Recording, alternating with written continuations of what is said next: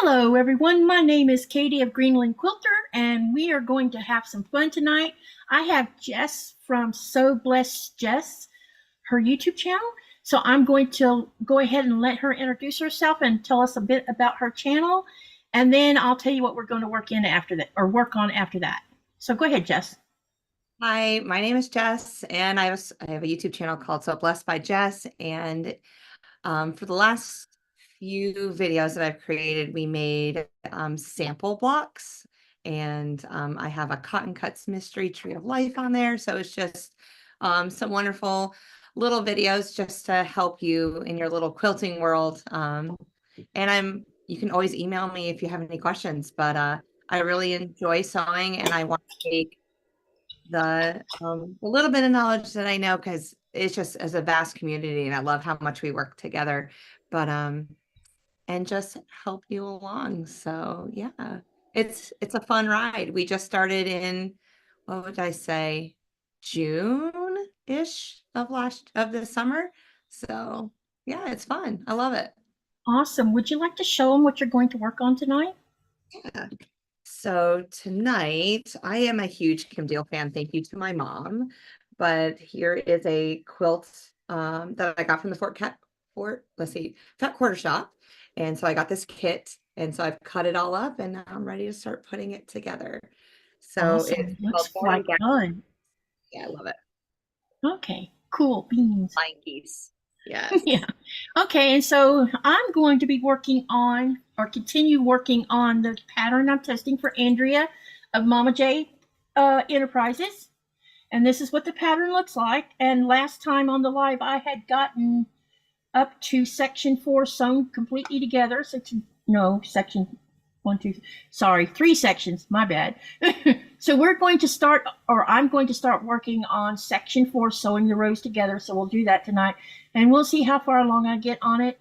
I have most of the colors picked for section 5, but I don't have all of them cut out. So we'll see where we are on time, because I want to try to keep, I'm working really hard to keep my lives around 2 hours or less. So let's hope for the best on that tonight. And let's go say hello to the people in the channel. So right now we have Michelle. Welcome, welcome. She was here first today. Thank you for coming. We also have Donna, and Donna's here. Hello, Donnell. And as the people start milling in, yeah, we can, I'll mention them. So let's go ahead and start sewing them. And yeah, and if you have anything you want to talk about, Jess, you can bring that up too. Okay. And I see that you have a poll going on tonight for those friends that come in. Right now, with the poll, looks like we have 11 votes so far. And the question was, what part of the quilting process do you love most? And so what I put in there was choosing pattern and color as the first one. Piecing, foundation paper piecing, and EPP is the second answer you can choose. Number 3 is binding, and number 4 is either quilting by machine or hand. So y'all answer that poll, and let's see which one scores the highest. That's really difficult there's just so many. Like, I love picking out colors, and that's really where I go first. Yeah. And then I kind of just gravitate towards a pattern of some sort. And I just love being behind my machine too. So yeah, I can't decide which I like the most. Well, I could tell you that I like binding over making borders. Does that make any sense? It doesn't to me. I don't know why I don't like doing borders, but I like doing binding. Okay, yeah. Let's quit this so I don't, there we go. I have my text messages hooked up to my computer now since I'm at school. So that's the only way I see, and then it just starts going off. Like, hi, Giovanna and Mitzi and Pat. Welcome, welcome. Hi, y'all. I thought I saw Donnell. Oh, I did. Hi, Donnell. Come on in. Yeah, what Donnell said. Y'all hit that thumbs up button. Make sure if you are not a subscriber of Jess to go over to her channel and subscribe to share some love and subscribe. And look who showed up in the channel already. Really? Oh, Izzo. I'm gonna again. No, it's like that new Beetlejuice movie. Maybe if we say his name 3 times, No, he'll go away. like he doesn't stay away, whoever it is, unless it's some kind of bot. Hi, I Joy T. Could be probably a won't. bot. I Yeah, bet. could be. And Yeah. hello, Joe. Welcome, welcome. I'm going to go ahead. Michelle, please. Michelle, Donna is going to handle the trolls. So let her handle it because she has a way of blocking them where they can't come back. So that's why Donna's in here right now. She's going to fix the problem. So when he comes back again, let her handle it. And then after that, hopefully he'll be fine. There, see? He's back. Yeah. Or it's back. Yeah. I don't know what it is. All I know is it keeps coming back. Yeah, it's probably just a bot. Somebody's just set up an algorithm that every time that you go online, it just I will yeah. never understand why people think it's okay to make other people uncomfortable. I know. I just don't get that attitude. Unless they're getting off of it themselves. Yeah, they just want to have the upper hand and control and just watch people squirm or whatever. They Yep. find joy somehow. Yep. It's very annoying. Can be, absolutely. Hi, Denise. How are you doing? Welcome, welcome. Donna hopped right on that. But so did Michelle. But she's going to fix it so he can't come back. I didn't know there was a way to do that. I knew I wasn't doing something right because he keeps coming back. Well, I haven't done a live yet, so I don't know any part of that world. So the interesting thing is this didn't start, when I first started out with these lives, I wasn't having that problem at all. And then suddenly over the last 4 or 5 months, maybe because my channel's growing a little bit, it could be that. And then suddenly it's like, it's an issue.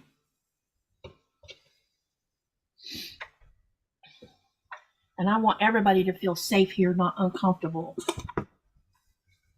Thank you, Donna, for fixing that.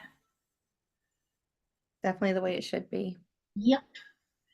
All right, now let's make sure I don't get myself all turned around because I get a little uptight when I see stuff like that in the channel. Just let them take care of it. You and I'll just sew and talk and have fun. Absolutely. Yep. So has anything interesting been going on? You said the kids went back to school. Didn't you tell me you were a teacher? I am. So I do math and science at my local charter school, 4th grade. So anything you've been, when you first start school, do interesting things happen or I don't know what I'm talking about, but okay. I think just the biggest thing is they see the fun Mrs. Wilkie. They have been in my class, like they see, oh, she hatches eggs, she does all of these fun projects, and they don't see the academic side of me and how much rigor I give them. And I'm not a drill sergeant, but I guess you could pretty much say I'm pretty close to that. So when they get to me, they're like, oh, she doesn't play, like she means business. So that's like their biggest. I mean, they're 9 and 10 years old, so I do it, at their level.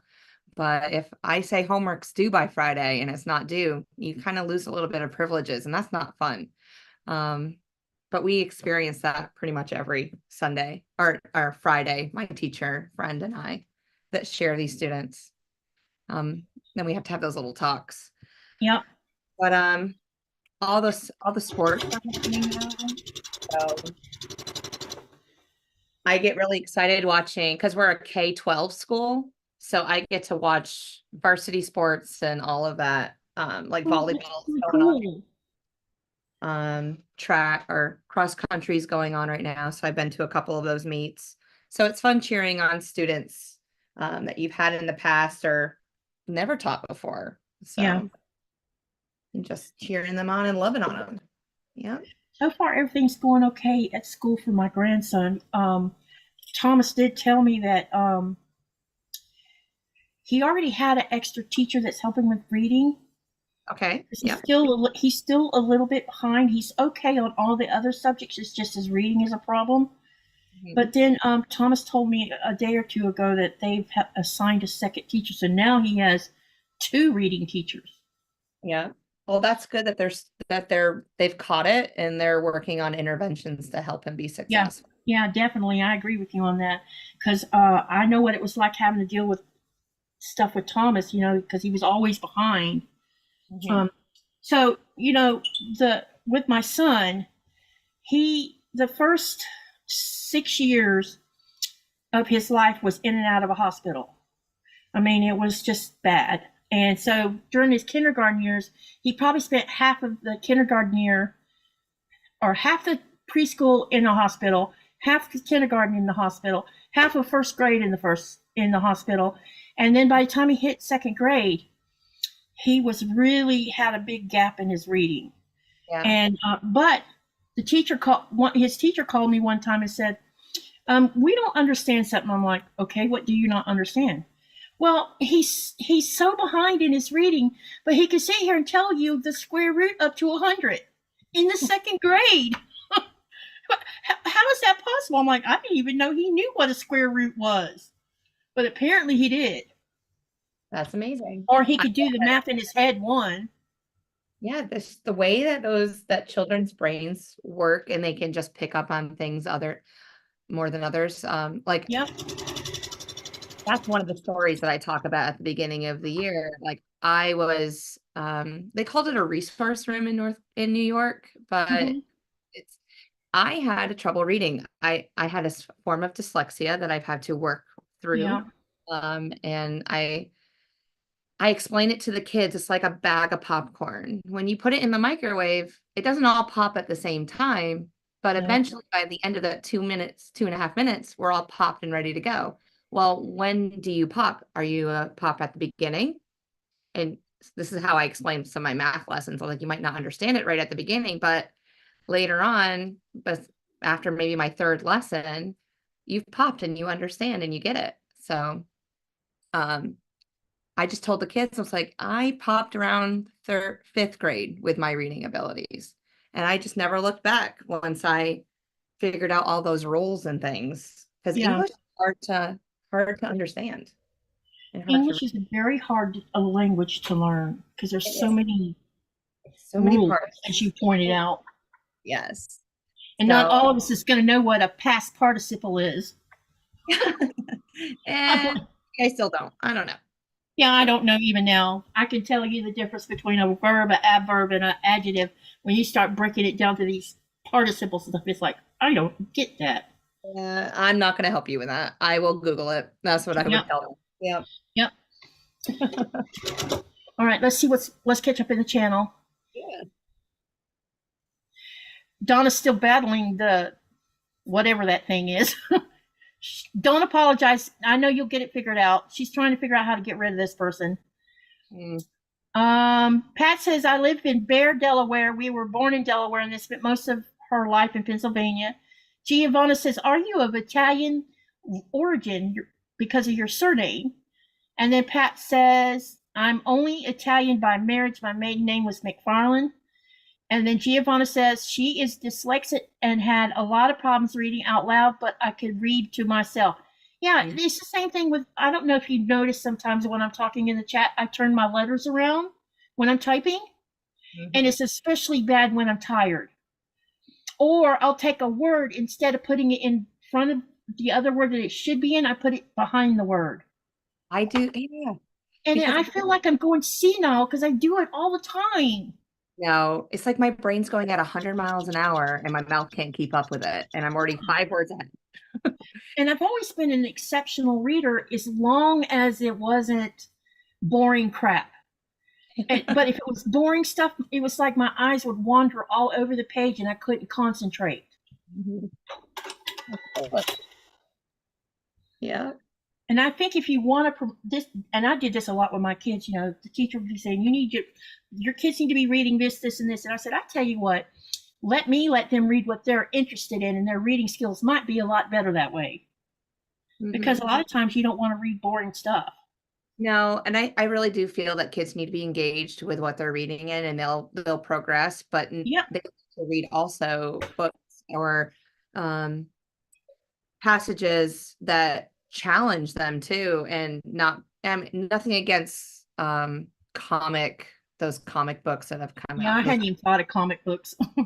But the graphic novels that have come out, that's what kids gravitate to. And I tell them, I was like, is this growing you, or could it potentially hurt you? And I know whenever I was into horse stories and dog stories, you know, because you had famous writers. You had the writer of Misty of Qaqortoq, you had her, and then there was Walter Farley's Black Stallion series, and then there was Jim Kellegard, which I'm probably saying his name wrong.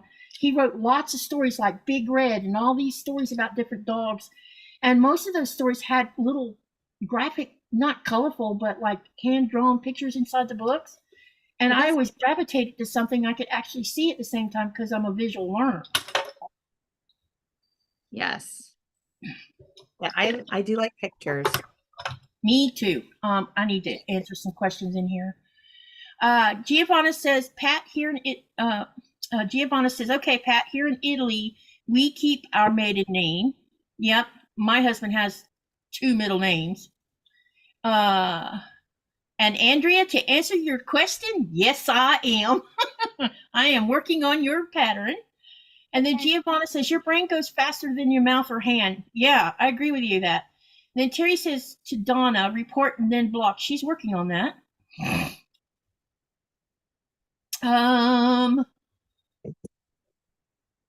She already handled it. Good. Cool beans. You know, because I already reported him more than once, and so I don't know why he still can get in here. And then Andrea says, Jess, what are you working on? She wasn't here when you first showed us, so I'm going to spotlight you again so she can see. Here we go. Mm-hmm. All right, go ahead. So I'm working on the Morning Gatherings quilt kit by Kim Deal, and I got it at the Fat Quarter Shop. I've had it probably when it first came out. It's, let's see, last winter I cut everything up. And I almost have my first block ready. So it's awesome. A lot of flying geese. So that's what I'm going to be working on today is all these flying geese. It's one of my favorite types of blocks. So Andrea, if you ever make a quilt with a flying geese, I got you. And I'll also show you the first row of section 4, the colors. So you can see what I've done. I should probably ask Andrea if she would like me to show what the parts of the quilt that I've been working on for her. So, but go ahead, Katie. Yeah, Andrea, can Jess show what she's working on for you? And while I'm waiting for an answer, let me go ahead and show you. This is what the first row of section 4 is going to look like. Oh, there you go. Now the section 5, we're going to see some purple coming into play with this that will join with this row. So this is what it looks like so far. That's amazing. So it's just you're creating rows like that and then putting them together. Yeah. I don't know if you saw last year's Stronger Together that Fat Quarter Shop was hosting. Yeah. That one used strips. It's, you know, at the top you had all those little 5 or 6 stars, but when you started the mountain portions, it was all strips and bigger pieces of blocks, cut, you know, bigger strips, skinnier strips. And I told Nicola, I said, this reminds me of a Lego pattern. It was so fun. And this is very fun. That's wonderful. Where my pattern is, it's disappeared at the moment, so I can't show you what the full pattern looks like, but I can show you 3 blocks. Okay, let me spotlight you again so they can see what you're working on for Andrea. Because she's Jess is also testing a block. Yes. So here is one of the blocks. Oh, that's pretty. A 4-patch, and then it's 4-patch and then 4. I like this block. That's gorgeous. And there's 6 blocks all together. Oh, nice. So I'm curious to know if that's going to be sessions in there or not. Oh, you'll have to watch. I'll have to wait and see. No giving it away. My favorite. Oh my God. Look at that. which this does have flying geese in it. So I'm not Yep. telling, like, I'm not saying Andrea's never made like flying geese, but I love flying geese. But isn't that just, oh, I love it. But those are the 3 blocks that I have completed. So That's uh, awesome. I like the colors you're using too. yeah, it's just, I love it how it all comes together.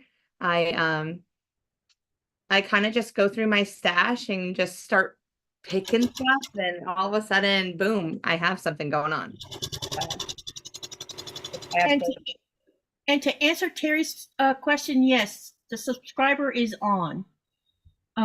Jacqueline says, hello from Oklahoma. Currently, I'm working on a changing station 2.0 pattern from by Annie. And yeah, and everybody's commenting that your blocks are pretty and beautiful, and they love it. thank you, thank you. We're about to get this next row done here, and then I'm going to sew them together so we can start seeing the pattern. I'll sew the first 2 rows together. All right, now next to this is going to go this green. Wait.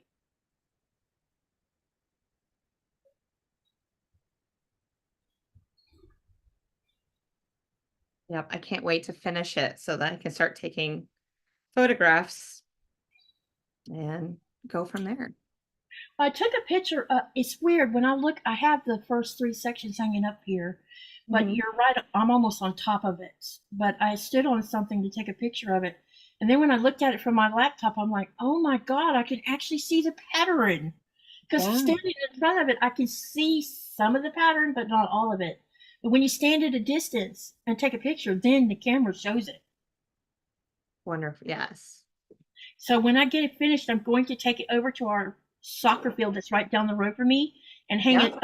pin it to the fence or clip it to the fence and get a picture by standing from a distance of it. That way she can show off how it looks. Hmm. Should she decide to use what I did for colors. Oh, you'll be in there. Yeah. She's so I'm sweet. enjoying this a lot. I don't know how long you've been sitting in the channel, not channel group, or how many times you've tested already, but I kind of been like twiddling my thumbs waiting. Well, part of it's because I know I've been working my butt off tour guiding up until this week anyway. And so I was kind of making sure I was going to make sure I had enough time to mess around with it, because I didn't want to make her wait too long. Hmm. Well, this And is the longest she's had to wait on a quilt from me. After I started school, I was like, okay, I whipped up like 2 quilts in a weekend for her. And then, which, about a week turnaround for her. That's what my goal is. And then this one is taking a lot longer just because Yeah. this is the first time I've sat in my room since last Sunday after evening. Like Oh, okay. I So don't you, get in here. So I feel guilty, but then again, I'm not going to rush through something either. So yeah, you get it want to take your time and make sure that right time.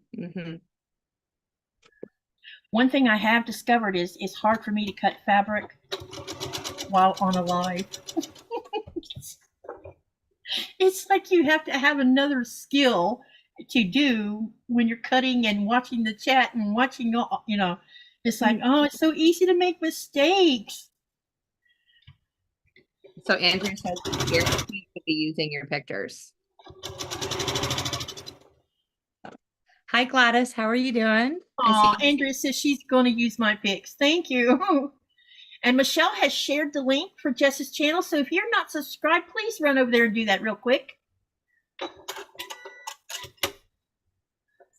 All right, we got this next row sewn together. Let me press. I'm going to press real quick. I'll be right back. It's like one of the goals for my channel this year also is to get to, let's see, we're at 1,630, I think, of today. So my goal is to just be at 2,000. I want to stay small, so it's personal with the people. I never really want to be a big channel. What's your goal for how long are you, because I set a goal. I'm hoping to reach the 2,000 by December. Yeah, for Christmas Day anyway. But right now you're above me right now. I don't know, I have to look and see, but I think you might have more than I have. When did you start your channel? Oh, May. Of this year or last year? Yeah. I Yeah, May of this year. Well, you are doing really good then. It So took me a year to get, or 6 months. Well, I'm a year into mine right now, and I think I'm at 1,500, I think. mhm. But I haven't been pushing it either, so that's on me.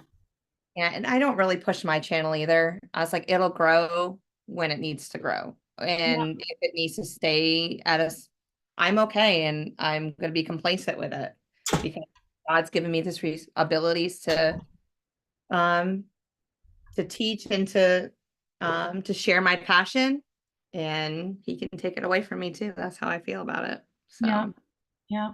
I understand that. I never want to take it for granted. I really want to get to know the people that are watching me. I agree with you on that. It's much better to do it like that. You can build quite a bit of a friendship with people, and a camaraderie with them, and they trust you. So there, all of that has a plus. Mm-hmm. All right. Don't know if yeah, I pressed this one already. I just forgot to put the center line in. So what I'm doing right now, I have row 1 and row 2 of section 4 done. And like I told you on the last live, I've been marking the very center of these long strips.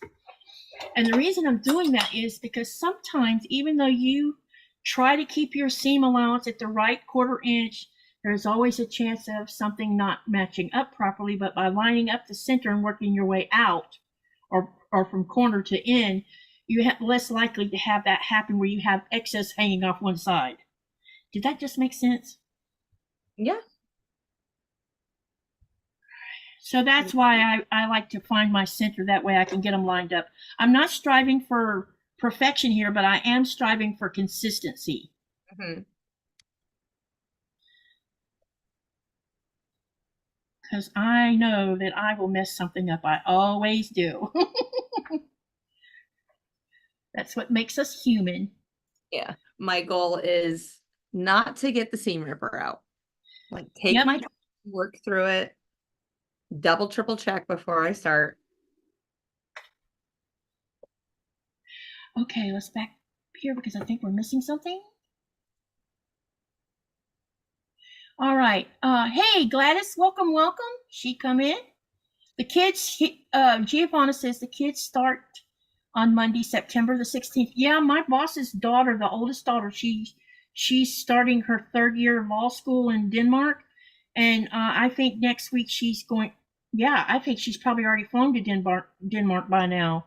She will be starting her 3rd year in her schooling. She's going to be, I don't know, I asked her recently what kind of lawyer she was going to be, and she said she hasn't made a decision on that yet.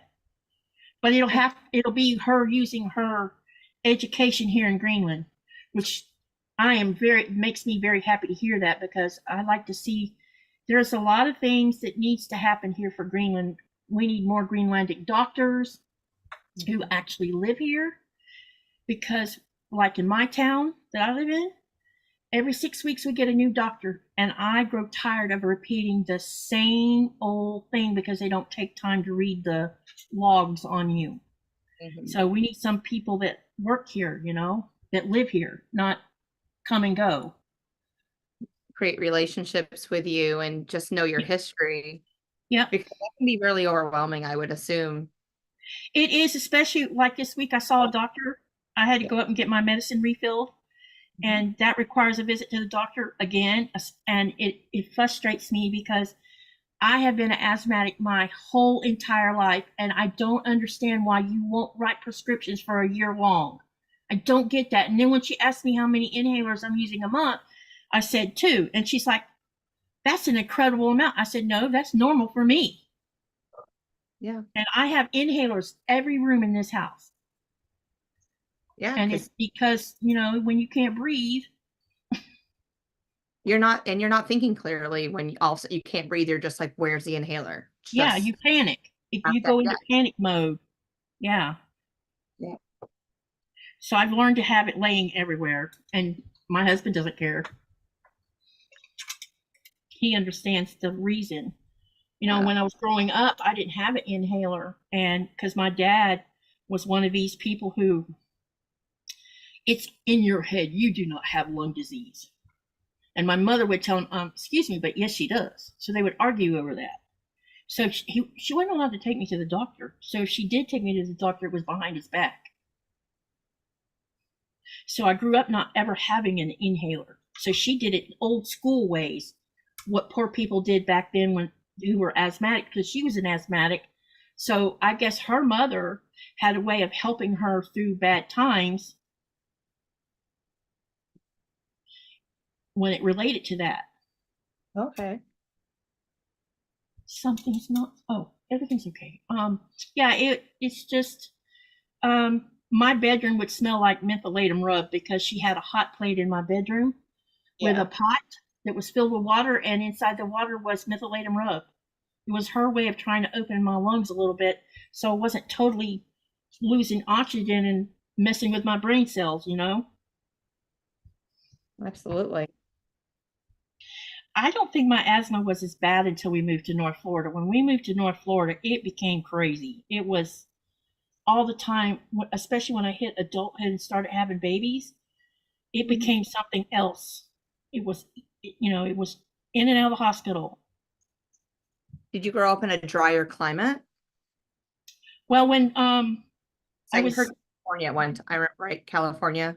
Yeah, my dad was in the Navy, so before we moved to Florida, we were in San Diego, and maybe that's why my asthma wasn't near as bad there. And then when he moved us to, we first moved to South Florida, and it bothered me a little bit, but we were still within range of the ocean. You could still smell the sea air coming across the St. Johns River, so it wasn't as bad.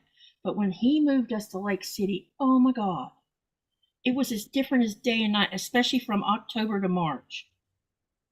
It was just insanely bad. And I could always tell when a cold front was coming in because my asthma would just go ahead and be crazy. Wow. Come to find out, I think what it is my lungs are triggered by humidity. Mm-hmm. That's what I was going to say. The humidity or just the plant life. It's so much. Here the air is drier, of course. I mean, we still have humidity from time, especially when it rains. And I noticed my chest is tight when we had 3 days of rain. And yesterday my chest was super tight. I felt like someone was sitting on it. And I almost talked myself into going up to the emergency room and getting treated.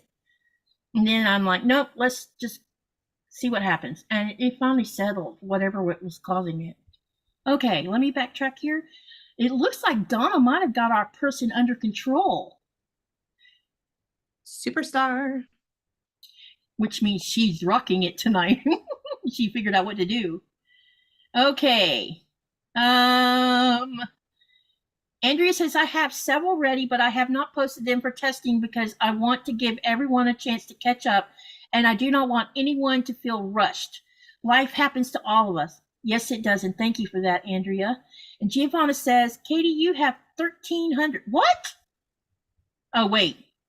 Maybe I wasn't as high as I thought I was. You're right. And then Andrea says, I have a Christmas gnome coming up pretty soon because I would love to be able to release it by Christmas.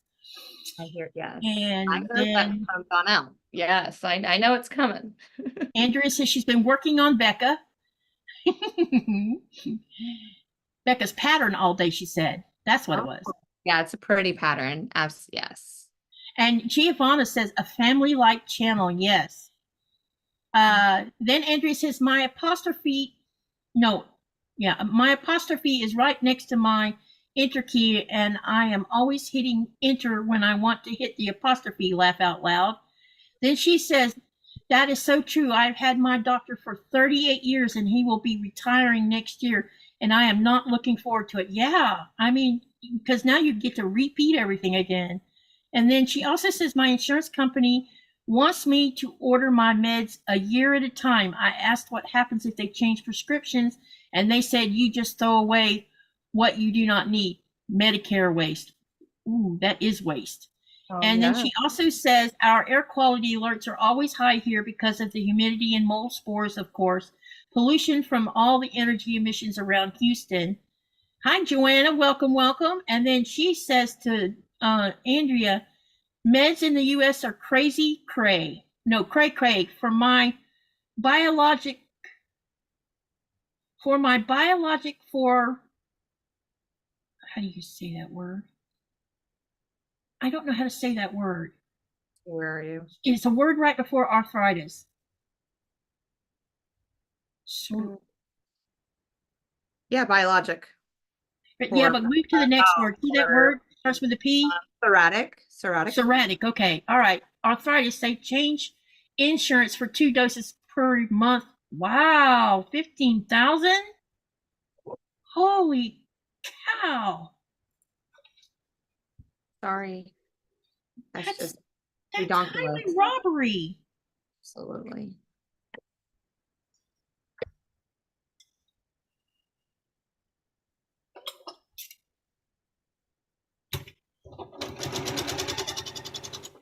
I always worry about when I get sick in the United States, I end up with something really bad and end up in the hospital while I'm there and not be able to pay for the hospital bill, you know? Or they turn me away because I don't have health insurance in the United States. Won't turn you away, but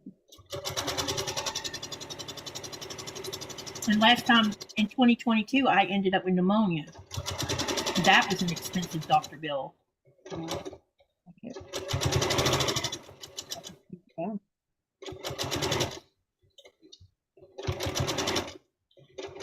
Hi, Joy's leaving. Bye, Joydy. See you later, Joy T.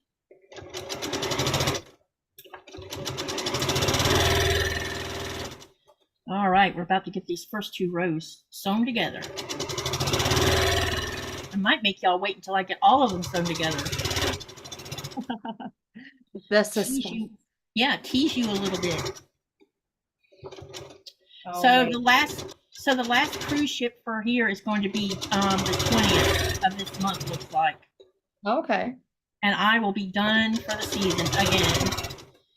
So I'll be able to concentrate on sewing a little bit. But I thought I would mention something to you guys. Yesterday, I was on a roll. Do you know how many videos I made yesterday from my content from going out to the ice cap and the ice? See, it was the ice cap, icebergs, and then I did a helicopter flight to land on top of the ice cap. Now, I didn't work on those yet, but I put on my YouTube channel 10 videos. Amazing. But they're not, you won't be able to see them until the first ones you'll be able to see on September the 27th. And then every Friday after that will be another section. And I've labeled them where they're episode 1, episode 2, episode 3. So it's because I split them apart and I'm trying to keep them within 8 minutes or less. Because some people's not going to sit and watch the whole thing, I don't think. But it has music on most of them. And I hope y'all enjoy them because I've been having, fun trying to get them ready for you guys to see. I still have pictures. I also have a ton of pictures to go through. And I haven't decided on what I'm going to do with the pictures, but some of the pictures I've been using as thumbnails. To give you an idea of what you might see in the video.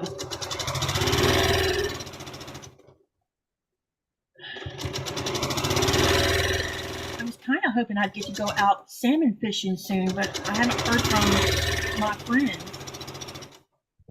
Oh, yeah. Because I wanted to video that. Maybe we'd get to see a baby eagle again. Because he fishes in the same spot every year. Yeah. And it's right up the fjord from where the hot springs is at. So I think he was talking about us stopping at the hot springs, so it would have been fun filming that. Since I haven't done a film of it. But it's a geothermal hot springs. Mm-hmm.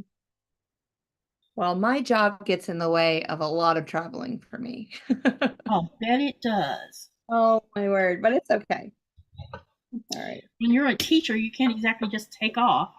No, and that's fine. But I told my husband and I believe we'll do more traveling after the girls are out of college. So There's something wrong with this. Now I know what's wrong with it. Oh no. We talk too much. I'm sorry. No, I just turned something around, but I'm not going to take it all the way out. I'm just going to take it partially out and leave the rest of it sewn. Yeah, Okay. I knew that was going to happen. I thought it didn't look right, and then I'm like, no, it's okay. No, it's not okay. I turned the part of the block around the wrong way. Oops. But it's fixable. At least I didn't wait until it was 4 rows in and see it. And then, yeah, Then it's it would have easy. been taking all the rows out. Yep. Yeah. This way it's fixable. So I've got my seam ripper out. Let me show you what I did wrong. I'm sure you'll see it. Let me open it up. Can you see the mistake?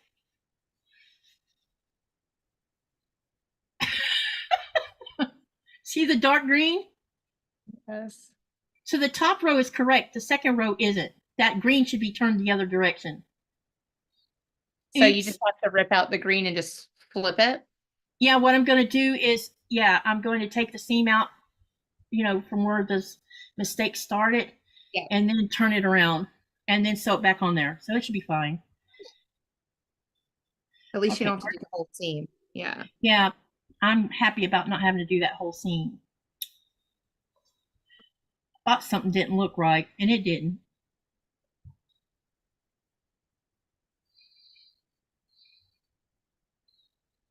Trying to figure out where I was clipping this at.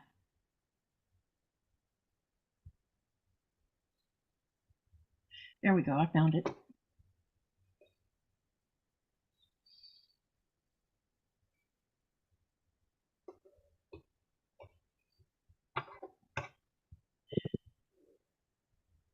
Giovanna and Joanna are talking about medical care now.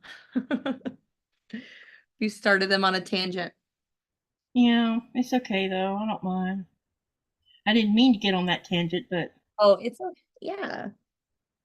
No but worries. it's part of our lives, and you know, if this is one big community, family oriented, then it's okay to talk about it sometimes. Absolutely. You know, the interesting thing is when I was having my kids, you know, I had Medicaid, and then 6 weeks after they would be born, they would remove me from Medicaid. And I think it was because you had that last checkup, and then yeah. But with my son, he's on Medicaid with his son, and I'm not exactly sure why that is. Maybe it's because he's unemployed. Could be. So, and I'm thankful for that because I get to handle his mental stuff, his mental illnesses.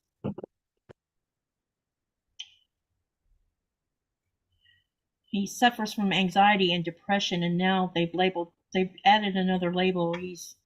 Has PTSD also now, so he's got the same labeling I have. Trauma does bad things to you. Uh-oh, I'm about to put a hole in the fabric.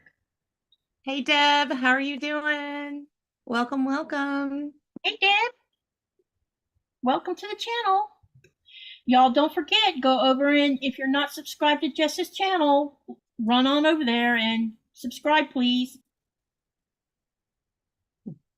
And if you are just on a video, no. Yeah. Oh, me. This is a great group of people. I mean, I'm just... we are definitely blessed to be. Yes, we are.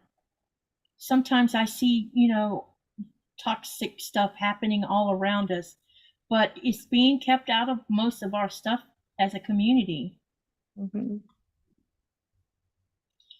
Which is great because it means you can sit and relax and enjoy what you're doing and not worry about getting into an argument with someone. I know. Yes.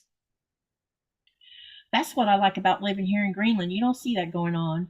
It's interesting. Every now and then somebody will come up and say, why did this go on? I'm like, I don't know. It's my favorite word. I don't know. Because they'll be watching. They'll see something happen in the United States and they'll ask, well, why did this happen? I don't know. I don't live there anymore, so I don't know. I mean, like, that's why I live here. I don't want to deal with it. I don't know. No. They're crazy over there. Yep. You know, if we were ever to move to the United States, I definitely would not go back to my home state. Even as much as I love Florida, I Right. realize that Florida is bad for my asthma, so I need to live somewhere that's not so bad for my asthma. Right. So where would you go? What do you think? Well, I've done some research and talked to several people about what states would you live in if you had a choice. And so far, it's been a couple of New England states, which would get me close to the coast. North Mhm. Carolina and South Carolina is on that list because cost of living is not near as bad. Georgia's on that list, Yeah. but I Uh, think that Georgia probably would trigger my asthma. Probably. well, we can always move your son to you. Yep. Yeah, Yeah, and then I have this thing I don't know why I want to live in Montana, but I do because it's so beautiful.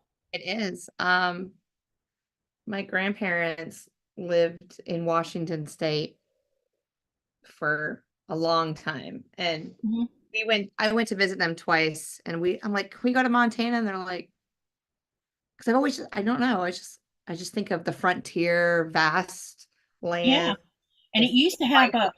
there used to be a glacier there, but it's gone now. Um, It but was I called wasn't. Glacier National Park. That's where it was at. So the remnants, I would assume, are still there, and Yeah, yeah. I also saw something recently about Wyoming. I don't know if anybody knew this, but did you know that Wyoming is the less populous state in all of the United States? And I wonder why that is.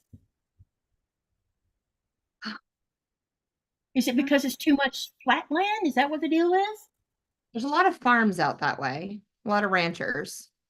Because I watch a couple ranching videos of or people that ranch out there. Um, I don't know. Very good question. Maybe it's just too cold for them, and it's just the winters. They have really long winters too. Idaho's another state that looks beautiful.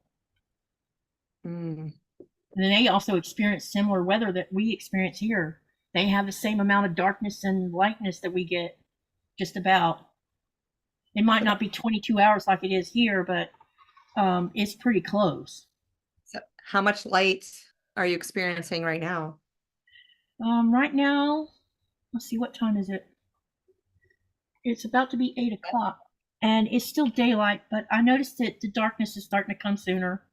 But during the height of summer, it's 22 hours of daylight, and during the height of winter, it's 22 hours of darkness because we're 60 degrees north. So we're still south of the Arctic Circle, but once you pass over the Arctic Circle, it's going to be 24/7 during those periods of time. Yeah. Like right now, where my husband's working at, it would be long hours. Because in fact, he called me last night. He usually calls me on Sundays, and I when I talked to him, I said he sounded a little, I don't know, something. And I said, are you calling me early because you wanted to hear my voice? Did you have a bad day? And he says, it was kind of a bad day, but yeah, I needed to hear your voice. And Oh. and I'm like, well, I needed to hear yours too. I always do, you know. And but he Yeah. was telling me that they have been fishing north of Sissymoot. You'll have to go look at the Greenland map to know where that's at. Mhm. But they were going to sail 7 hours further north, which would put them up around Uminok. And I'm like, ooh, he's going to closer to the top of the world. They're Oh, trying to find the shrimps are. I think there's something going on here relating to shrimps. It seems like they're trying to move further north because the water's staying too warm. that's what I was just gonna say. I bet the way that your weather was this year. Yeah, it's causing issues. Yeah. The one of the effects of warm water for shrimps is that makes their shells soft. It softens the shells and triggers them to want to shed the shell to make a new shell. And when the shells are soft, you can sell the shrimps, but they're not worth as much when they have a soft shell versus a hard shell. So that is definitely a problem. Okay, people are talking again. Let's go back. Andrea said what you said, big ranch country. Joanne says, I survived multiple forms of childhood traumatic events and experience. Thankfully, God made me part of that 25% that's resilient. Well, you're very lucky. Yes. Not everybody gets that same thing. And Joe says, ooh, Montana would love big sky country.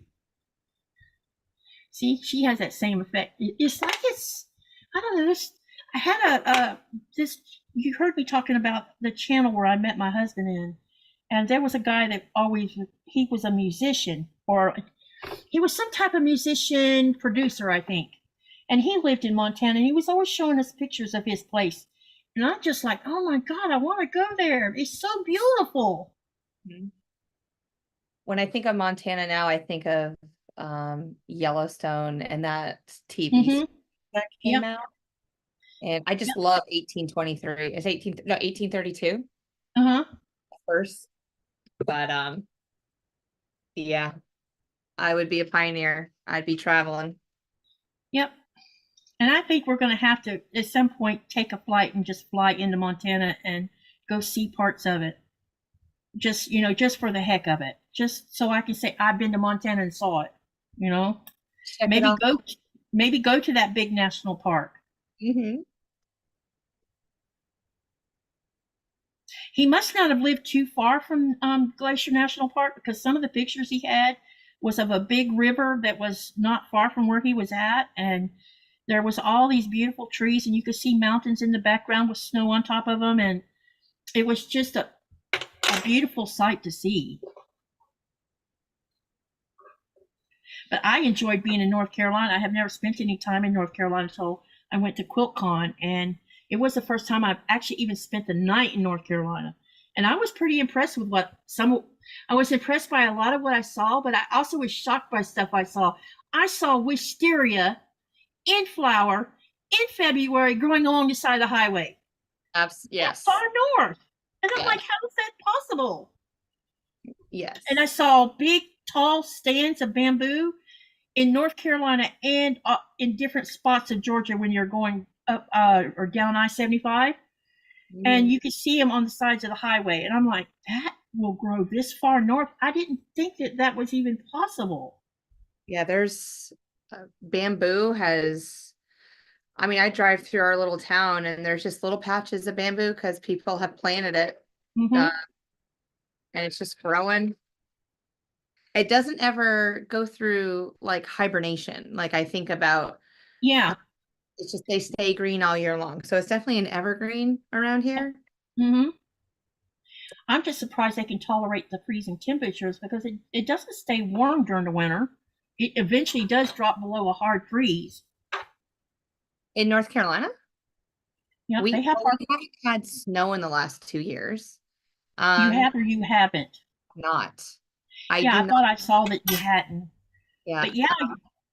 I live just 45 minutes west of Raleigh. The lowest that it got this year was maybe 25, and it was just like a couple days, but it stayed in the 40s at night, like 30s at night, and it would warm up to the 40s during the day, 50s. So we had a pretty mild winter the last couple winters that I can remember anyways. Oh, that's cool. So it's been warm up there even. I know that New York's not getting, my friend who lives in Syracuse, she was telling me that she's having even less snow than we're having here in Greenland. I wanted to show you guys something so I could explain this better. What happened was, let me turn this so you can see what I did. And I'm going to show you why I only took part of it away, because this is a way to instead of ripping the whole thing out, you can actually avoid doing that if it's in the right spot. So here's what I did. I turned the two colors the wrong way. Can you see these two different blues, which are actually gray? I turned it wrong. This should have been on the end. So what I did is I went, and I'll hold this open where you can see what I'm talking about. Because it was down here and it was going all the way to the end, I took and ripped that seam out between the two rows, just on this side. See how I did that? but I left this side intact because this side's the way it's supposed to be. And then what I'm going to do is, because I had this in the wrong way, I'm going to turn it around where this is where it's going to go. And then I am going to sew it to the side that it was supposed to be on, and sew this seam first. Okay? And when I have this seam sewn, then I will rejoin it to the rest. I don't know if that makes sense or not. No, you did a wonderful job explaining it. So that's how I'm going to fix this without having to rip all of it out at once. Because, you know, people that they just might have ripped the whole seam out and they only needed to rip half of it out. So you did a really great job explaining that. You know who I learned to do this from? Miss Perfection. Do you know who that is? No. Have you ever watched Kimberly's videos? Oh, Kimberly Jolly of Fat Quarter Shop? Yeah. I watched a lot. Yeah, this is where I learned how to do this, because sometimes like a seam wouldn't line up with the next row or next piece, and she wouldn't rip the whole thing out. She would only rip a section, realign it, sew it, and then she would show how it turned out. And you can see it was just that simple. So sometimes you don't, depending on where the mishap is, you may not have to rip the entire seam out. You can just do a partial. Yes. And that saves you time and frustration. So thank you for enjoying, let's see. Joanna said that she loves the pinwheels behind me. These are just half square triangles. So on Donna's channel, a couple weeks ago, they were working on the Crispies, and it's a fat Photoshop pattern, if I do remember that correctly. Anywho, so this was a 10-inch layer cake, and I just matched it together, and instead of cutting it again after I made the half square, or the HSTs, half square triangles, I just put this together. It really spoke to me to leave it like this. My grandfather's favorite color is red, and I've been just really thinking about my grandpa lately. So I made this, and just so I can still hear his voice. He lives in New York State, so it's just like I don't get to talk to him very much, but I miss him. So this is for my grandpa. It's pretty. Thanks. Oh, I want to get emotional just thinking of it. Yeah. I'm gonna send him a picture of it, because he won't take it. He won't. But if this is supposed to be this way, I gotta make sure I'm not doing, because I need to pay attention to a seam. And Joanna says to you, Katy, you're like me, work smarter, not harder. Yeah, definitely. Especially if you can avoid it, because sometimes I get stressed out. You're supposed to be enjoying this. Hi, Maritza. And, yeah. And a lot of times, like Nikolai, he's funny about this. Sometimes if I spend too much time in the front of the machine and I'm getting tired and I start making mistakes, and then he sees me over there getting a little bit frustrated with the whole thing, and he'll say, you've been sitting in that machine for a long time. Maybe you should take a break and come back to it later. Then maybe it won't be frustrating you so much. He's got a point. That's what we don't want to leave our machine. We want to finish the project. I don't know. Because I think it's because we want to hurry up. Well, not hurry up and finish it, but you want to finish it. It's not about hurrying up and getting it done. It's more about, I just want to get it done. Yeah. So that when I come back tomorrow, I can start a different portion, But he'll come in there and say, you've been sitting in that chair too long. It's time to stop. Well, that is an amazing husband you have. Yep. He is amazing. That's for sure. So Terry said that she understands how I feel about my grandpa. She had a grandpa like that. And then she also said above that, if anyone is interested, she just uploaded a video of Project Dress a Girl for 2024 dresses. Oh, nice. Well, I am going to go check that out afterwards. I made a couple for, and I sent them to Donna. I made my pillowcase dresses that I made with my girls when they were little. A pillowcase dress? What is a pillowcase dress? dress? And you just, you can pretty much take a pillowcase and you just cut the armholes out and then use a ribbon across the top to scrunch it together. And yeah, it's very simple. Like it. So my mom used to make us dresses when I was a little girl. I have pictures of them. Some of them were super simple. She liked using solids a lot, I noticed. and Like I have a picture of me in this little red dress, and all this down on the front of it is 2 rows of the lace that looks like flowers. She put a row on this side and a row on this side, and that's all there was to the dress. You looked adorable. Absolutely. I have to find that picture so I can show it to you guys. My mom made us clothes until I remember the last dress that I wore that she made. I think I was in 3rd grade. But I have a twin, and so she would make both of us our dress. And then until we're like, oh, Mom, no more, like, stop. But I knew that she took joy in that. Yeah. So my mom made us dresses, when we were young. But my grandmother was the quilter, her mother. And so I have one of her quilts that's falling, it's disintegrating is what's happening to it. Because it's at least 150 years old, I'm thinking, because she was 94 when she passed away. And my mother gave me 3 of them when my mother was in her 50s. And here I am, 62, and I still have one of them. So it has to be at least that or older.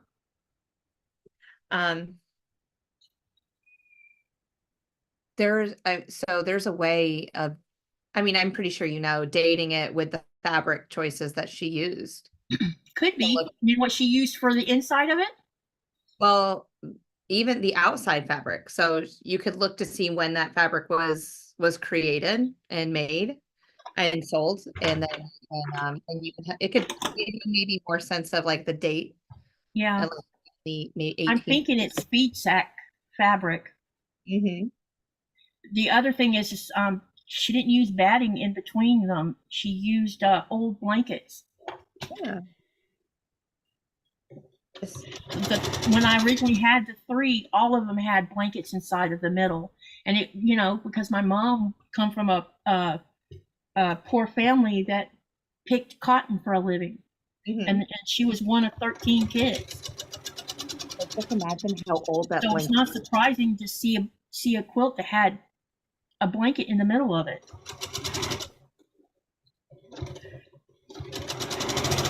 I'm kind of hoping I still have one other one that's in the storage unit and maybe in my trunk or something, because I don't really know what happened to the 2 there was 2 of them that were pieced on the front. And what I have is, it looks like whole pieces of feed sack or something. And then she hand quilted it.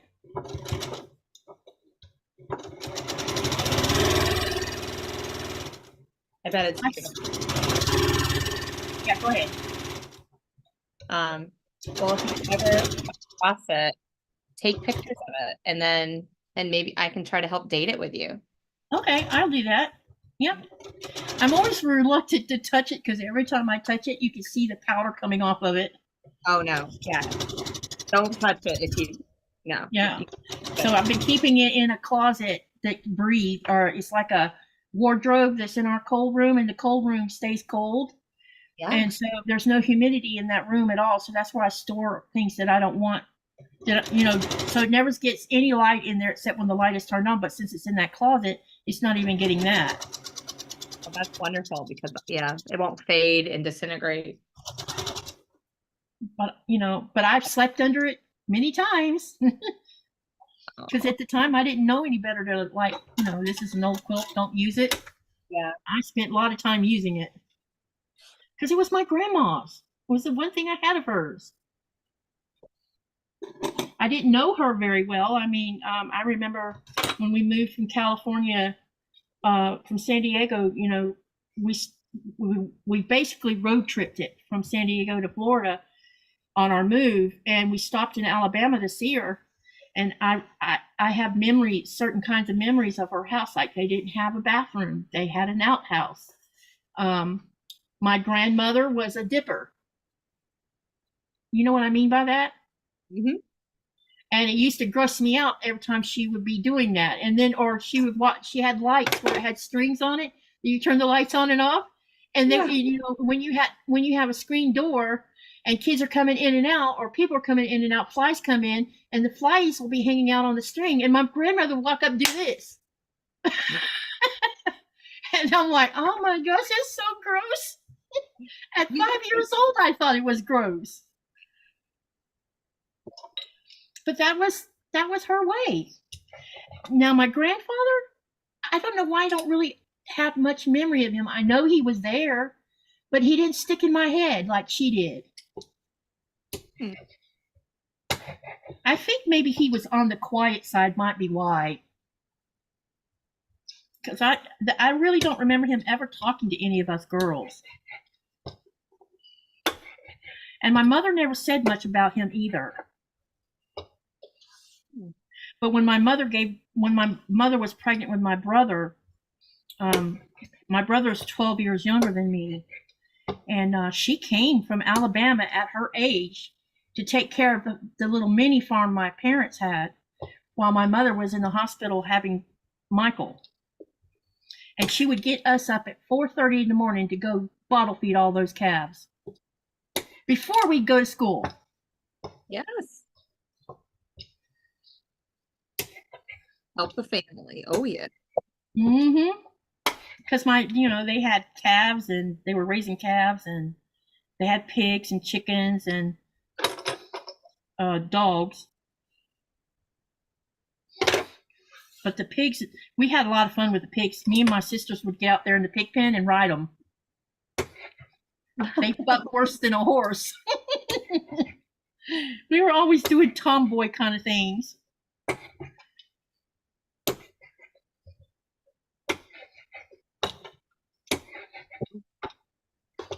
Joyce said that her mom used to dress all 6 of those girls, or all 6 of us girls. Me and one of my sisters were always dressed alike, and my two other sisters were always dressed alike, but we were not twins.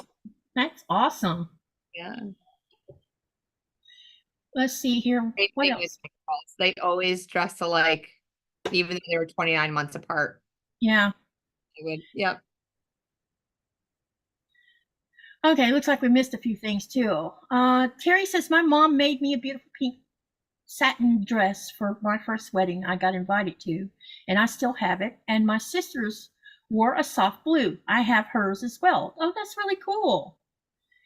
And then Terry says to Judy, I lost my entire home in a hurricane in 2012, and I almost recovered what was in the attic. They were up there. I am grateful. Yeah, I can imagine. Hi, Joyce. I didn't even see you had come in. Hello, hello. Joyce says, my mom sold for all 6 of us girls and me. Oh, sewed, sorry. And some of my sisters were always dressed alike, and 2 of my other sisters, there's where you got that comment from. Hey, Susan. Welcome, welcome. Let me see here. Then Andrea says, back when I first started quilting, we did not have quilt shops or quilting cotton. We used scraps of whatever we could find. It was usually scraps from clothing we made. And then Giovanna says, you are lucky to have your life, Terry, and we are happy to have you here with us. And then Andrea continues to say, buying fabric specifically for a quilt was a luxury. Yeah, I can imagine so. That's probably how my grandmother felt. My great-grandmother taught me to quilt. She was a Quaker. I remember using feed sacks for clothing, quilts, etc. And then Giovanna mentions child labor. And Joyce says, I never knew my dad's parents, but my mom's parents, oh my God, they scared the bejesus out of me. I bet they did. Because I can remember when my mother went down to Fort Lauderdale to pick up my grandmother for some visit, she came, and it's weird. I remember us picking her up in Fort Lauderdale, but I don't remember where we went when we left there. I just remember going up the highway, and I said, Mom, look at that crap over there. Oh, you would have thought I had said a cardinal crime because I used the word crap. You should have heard my grandmother berate me over that word.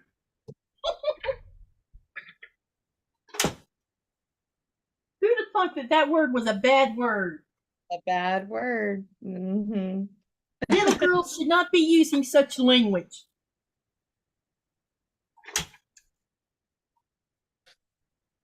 There is still something wrong with this.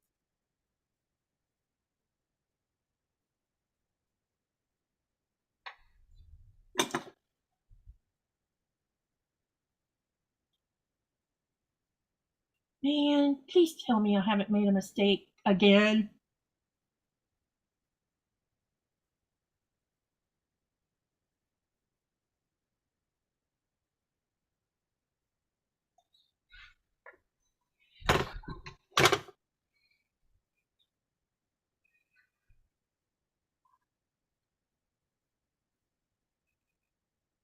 This right here is still not right. Oh my gosh, I think I made some kind of mistake right here. A cutting mistake or just... It's either a cutting mistake or I sewed the wrong piece on here. Okay. At least that's what it looks like. See, this is supposed to be... I think I know what the problem is, but hang on a minute. I need to measure to see. I think I know what I did, which means I'm going to have to rip it out again.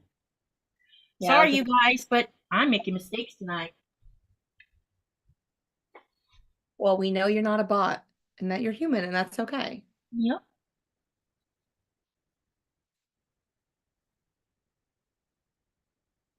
It's supposed to be 6.5. There's the mistake right there. It's the wrong size right here at this other one. Okay. And this...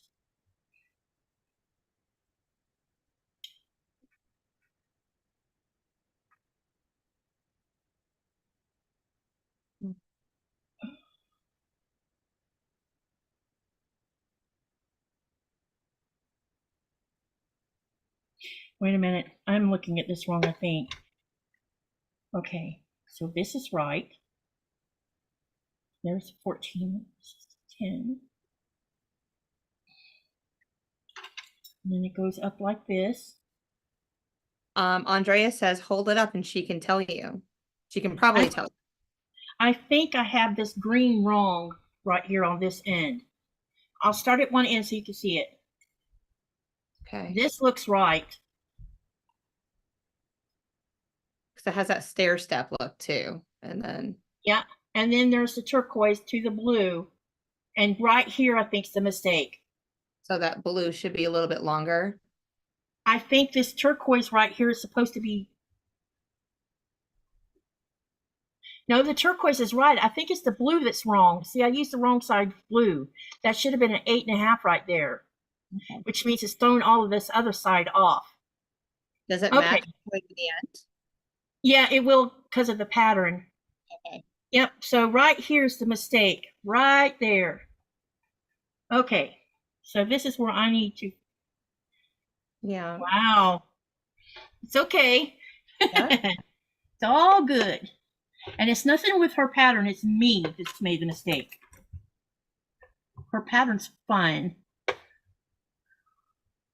All right, let me go ahead and re-rip this out again.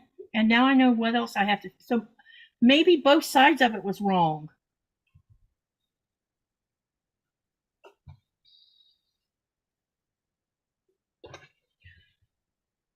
Or, yeah, I'm almost sure that's what it is.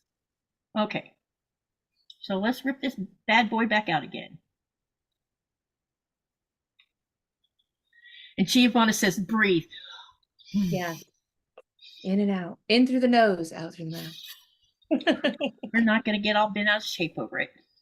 No. You just get to see me be human. Yeah. I'd like to see them so live. How about that? Yep. It's definitely, it's challenging. Yeah, especially when you're multitasking. Mm-hmm.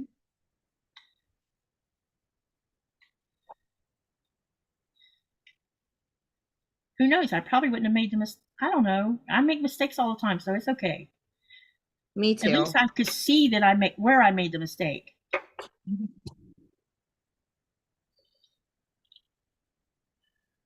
I gotta finish. I have another, it's a little small quilt top. Mm-hmm.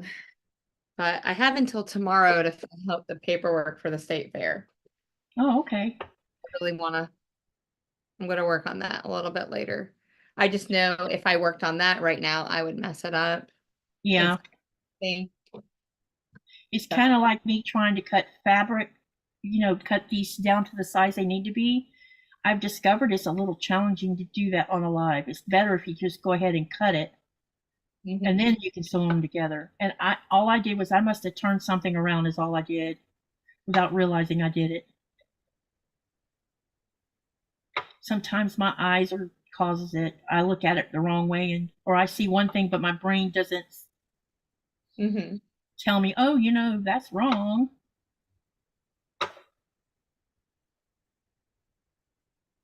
But I'm okay with this. It's all right. This is a good learning thing.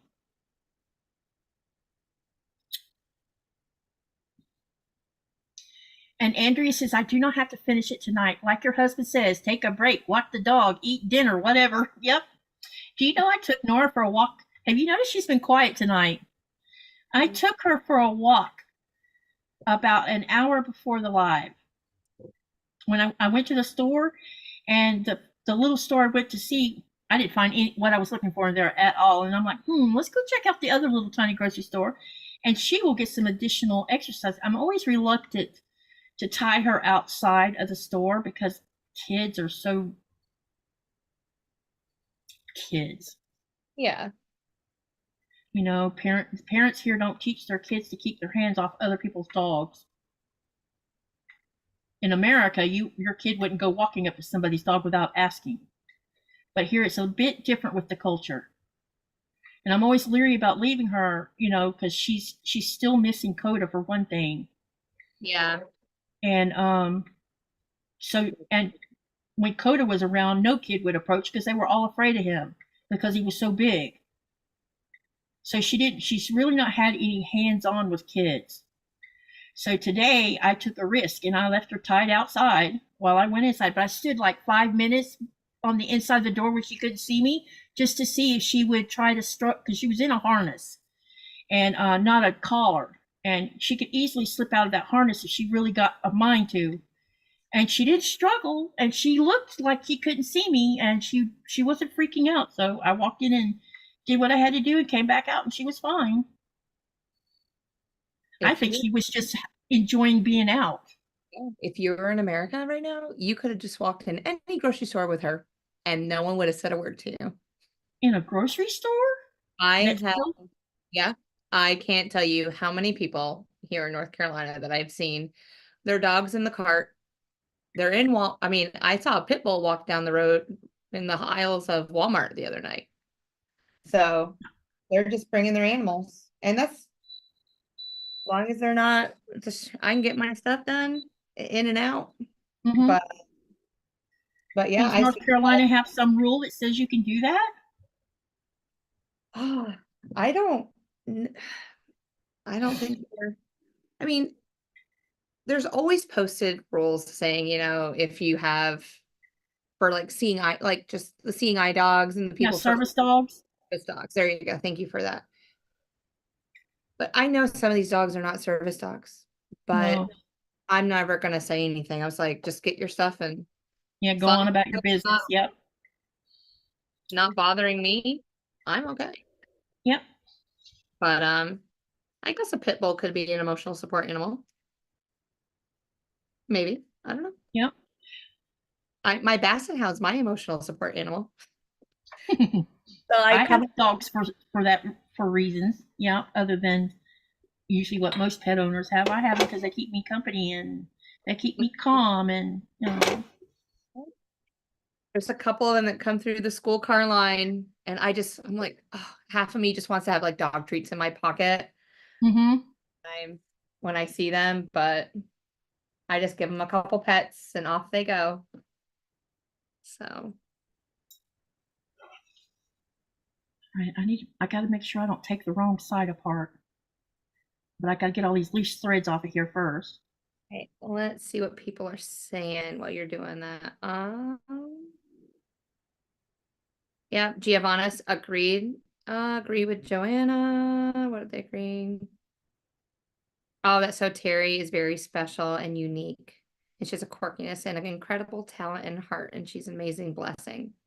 The world is brighter with So Terry in it. Absolutely. All of y'all are special. Vera says, Jess, you probably answered this question, but the quilt behind you, is it just pinwheels? I have a layer cake and I have see, so the quilt behind me, it was a layer cake, and I cut it to 5 by 5 squares. Then I matched just some red and the cream together and created half square triangles and put it together. So technically not a pinwheel, but it's the let's see, handmade by Ying with Donna. So she did a quilt along about a couple weeks ago with Chris. It was a crispy quilt from the Fat Quarter Shop, and it was a free. And I didn't finish it. I just left it at this stage. I was supposed to take these half square triangles and then cut them again after I made a 4 by 4 patch. Mm-hmm. But no, I just left it like this.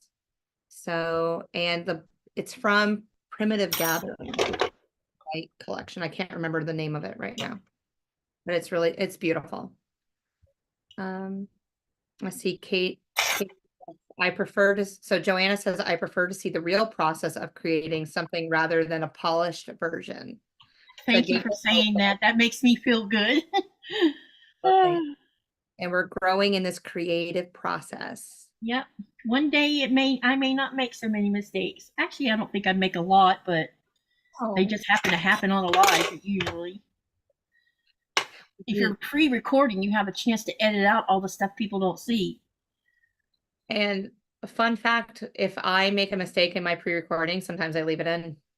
Yeah. So Easter eggs. So the only time, when I do make pre-records like interviewing or what, sometimes I'll edit something out of those only because maybe I got on a tangent right in the middle of the interview and I'm like, okay, this is not important. Let's cut that part out. Yes.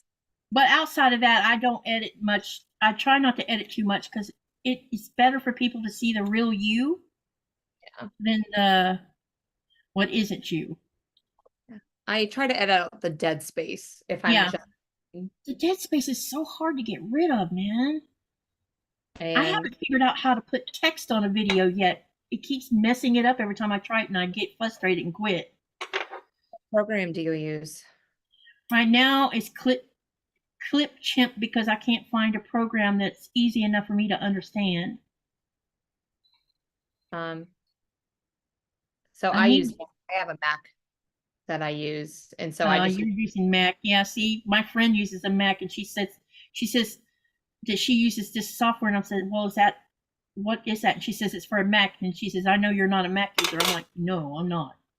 I have iMovie, yeah. I just upload it onto my computer from my phone. I just drop it in and off I go running. I tried using what was on YouTube, like their little, but I haven't been successful with it. Yeah, their little thing they have on YouTube is even worse. So, and you can't like I like to put music. I use on my Greenland part, the part that has icebergs and mountains and all that kind of stuff. I use a specific person's music because it really makes it, I don't know, I think it makes the video better. And I came across his music because I don't know how many of y'all did this, but I was totally mesmerized by all of the video feeds coming from Iceland of the volcanoes that started back in 2020. And every year for the last 4 years, it's been active in different spots. And there's 2 or 3 people who make videos by using drones, and they're using Scott. His name is Scott Buckley. And when you Okay. hear the music, it makes it so dramatic and so you just can't help but just stay there and park your butt and watch the whole video. And then sometimes you want to go back and watch it again.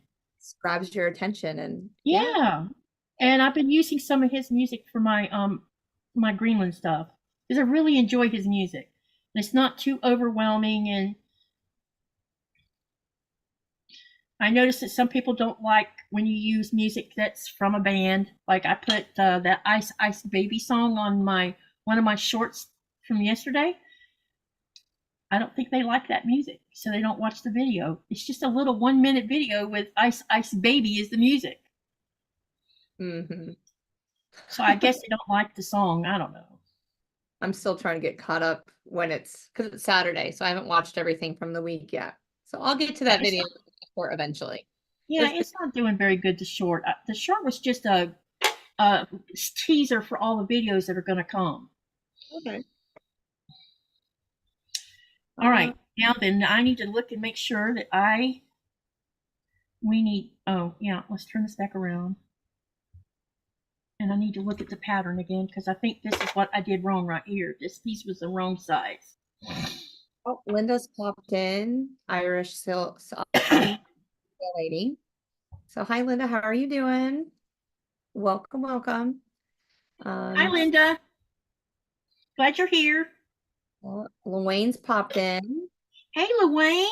Welcome, welcome. All right. Now this is what I've got to do. If I'm using this down here, yeah. So Terry said, I worked in a special needs school and they had a therapy dog at work, and she was in my care during her prep periods at lunch. Oh, amazing. I always thought about bringing my basset hound to school and putting a baby gate in between the door and the hallway so that I could just tell everyone she's a special therapy dog.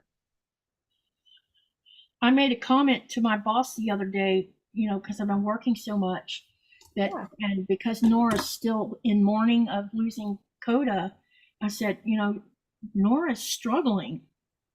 And she says, well, why don't you just bring her to work with you? And I said, I can do that? She says, of course you can. I don't think I got to worry about anything going on with your dog. I thought that was nice of her to offer that to help ease Nora's pain. Yes. Because I could hear, when I would wait for the taxi to pick me up, I could hear her howling inside the house after I walked out. That would just and when break. I would come home, she would still be howling. Oh, well, she heard. She really misses him a lot. Something's all right. Right, Pat's joined our channel. Hi, Pat. How are you doing? Hi, Pat. What are the rest of these? Oh, she took a nap, so she was late today. No worries. Yeah, we're not worried about that. So, Katie, she wants to know what you're working on. I am working on Andrea's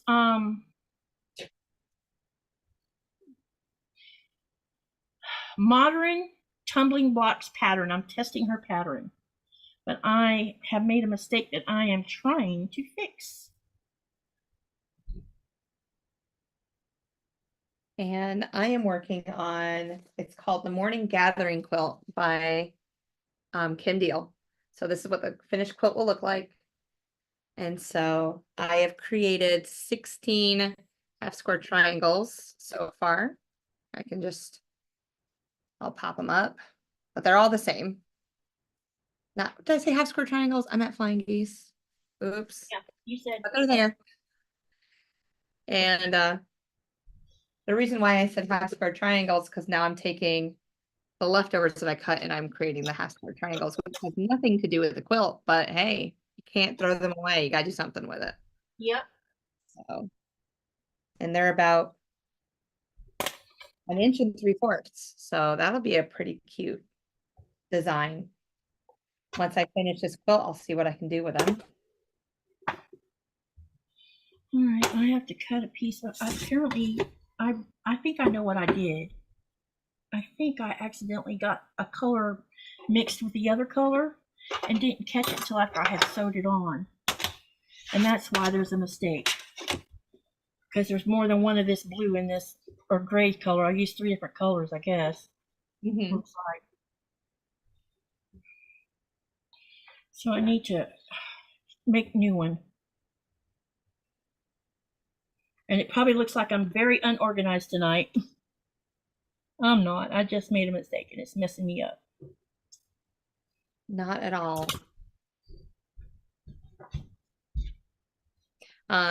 So Terry uses CapCut. So I guess it's a good program, and Joanna said it was a good program. Hi, Patty. Welcome, welcome. I didn't see you come in till just now.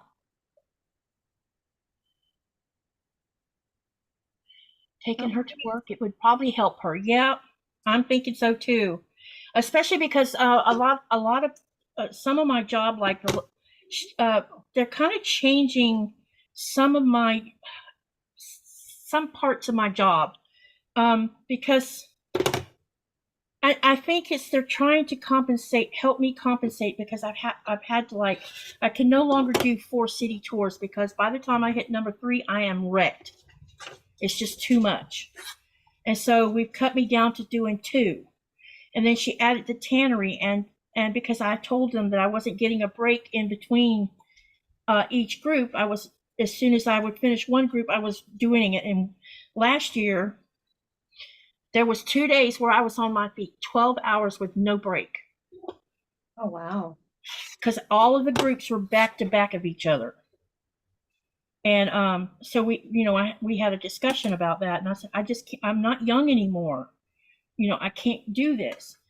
And so now I do 2, and I get a great break in between each of the tours. And she added another job to me where it's easier on me. She's putting me up at the info desk right as they're coming off the ship tenders, and I'm passing out maps and giving them directions on where when they ask, well, where did you go for this place? So she's added that, and because I'm just standing there giving directions and handing out maps, it would be very easy for me to have Nora with me on that, as well as the city tour. I just don't think I could. I might could take her in a tannery without any trouble, but I would rather not. Say, it smells too much like animal in there. Yeah, she might go, ooh, what's going on? Like, let me go see what I can get into. Yeah, exactly. All right, now I need to inspect this for a minute, so give me a couple minutes while I figure out what it is I need to be fixing, because I think there's another part down here on the end I have to fix as well. Okay, so I know I need to put one of these here. Actually, these different blues that you see on this, they're 3 different colors, and they're actually gray, except for the one that I'm using here in the middle. Okay, so this needs to go on here, but I think the very end is the problem also. All right, let's have another peek, and then I'll show you what I'm working on, those that don't know about this.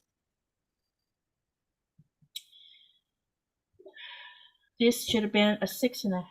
Nope, can't say that out loud. So here's another mistake. This piece on the end is too long. So I need to take it off too. I should have used a shorter one that I actually cut for it. But it's fixable. No problem at all.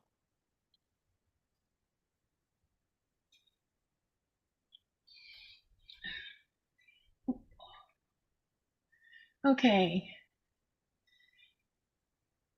Terry says, my dogs all mourned as we lost one by one. This boy became an only dog, but now he and I are pack members. He is my best buddy. And then Andrew says, Katy, maybe you could hold up what you've done so far so that people good idea. I can move a camera to do that. Let me unplug this camera. I'm still here, right? Yep. Let me show you what I have been working on. It is done. That's a good idea, Andrea. Uh-oh. There you go. Okay, can everybody see this? Yes. Yep. So this is sections 1 through 3. And each section consists of 4 rows. So far there's been 12 rows done. Give me a heart if you can see it. Hopefully they all see it. I'm giving out hearts. You already see it? Yeah. All right. Okay, good. So this is where I am so far. And for those who just walked in, let me show you the pattern again. And this is designed by Andrea of Mama J Enterprises. I'm testing her pattern. And the difficulty I'm having right now has nothing to do with her pattern. It's me. I put the wrong piece in and it goofed everything else up. But anyway, so now you see both. So right now, what I chose to do is I've only ripped out part of the 2 rows and left the rest of it intact and I'm going to fix what needs to be fixed and then finish sewing it together. Let me press this open for right now. Michelle said it looks good. Thank you. We got lots of hearts going on. Yep, lots of moving parts.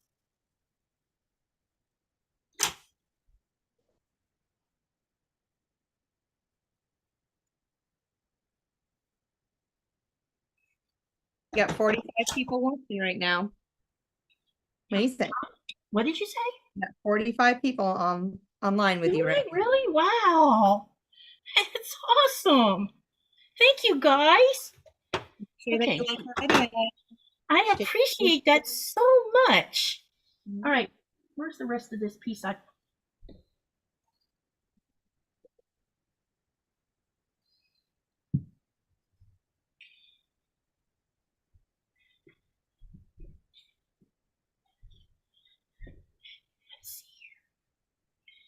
This is going to go here. And this piece on the end has to come off because it's the wrong size.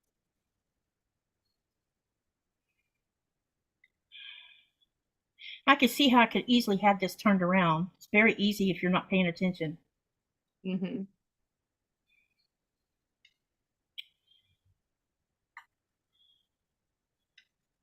And this is just giving you a chance to see that even, you know, you get to see the raw of it.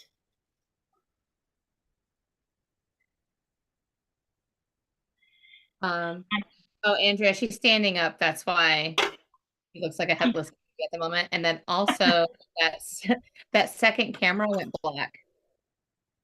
Oh, you're right, it did. I forgot to put it back on. Thank you for reminding me. Yes. So thank you, Andrea, for pointing that out and helping us out with that. And let me get the power plugged into it because it will shut down if I don't. Okay, that's done. Yeah, and you're right. I'm standing up right this minute. Hang on. I'll move the camera a little bit so you can see most of me, maybe. Okay. I just needed to stand up for a minute. Yeah. Okay, so we're going to take that off, and now we got to get the right size one.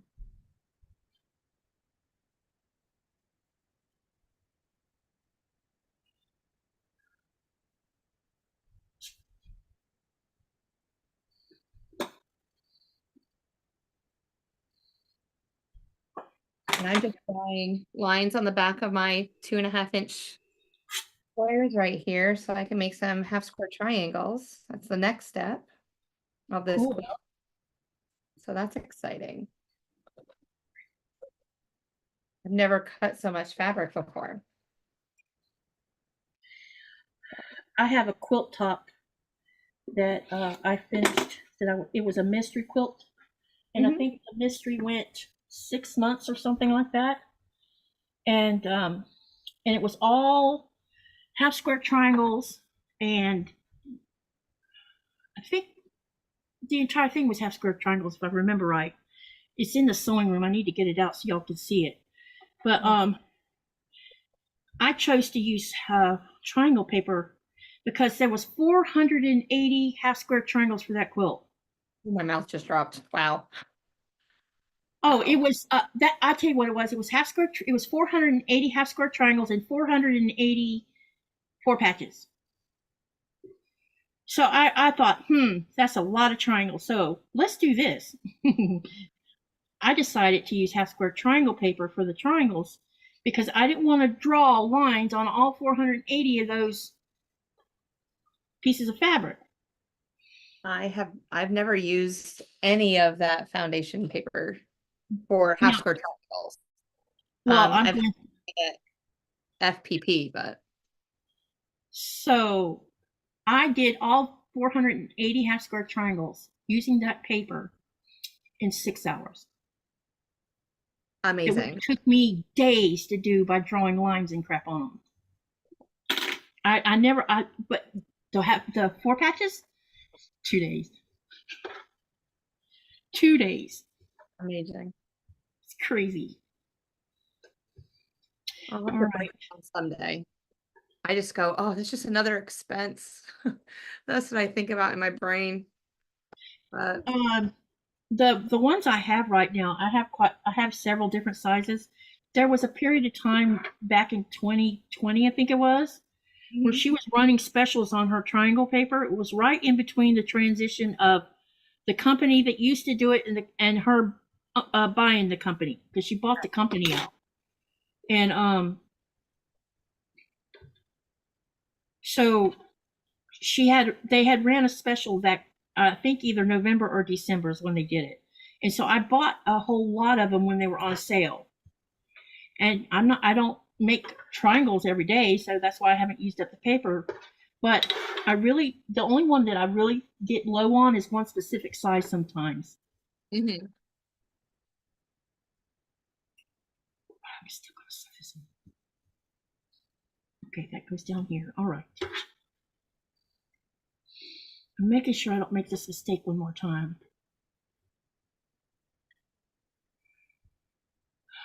All right. All right. Hi, Denise. Hi, Katy and Jess and everyone. Katy, your subscriber is only for 5 minutes. I just refreshed and saw the notice. But we haven't had our little troller in here because Donna took care of him. So she fixed some kind of setting I didn't have set.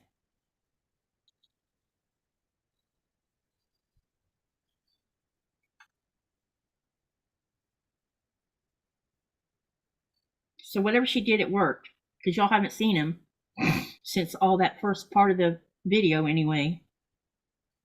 Okay, now we're sewing this back together again now that I've corrected the problem. So let's do this first. Move that out of my way. And I think we're about to run out of time too. So apparently he did come back. Oh, he did? Yeah. Just now? That's what the girls are saying. That's all. Then that means he's changed his name, probably. He probably changed his whole account. Yeah. All right, let me go do something real quick. Dadgummit. I don't know who this person is, but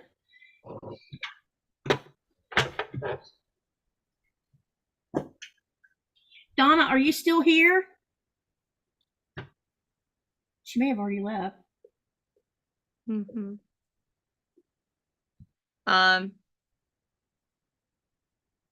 He was just timed out. That's what So Terry said. All right.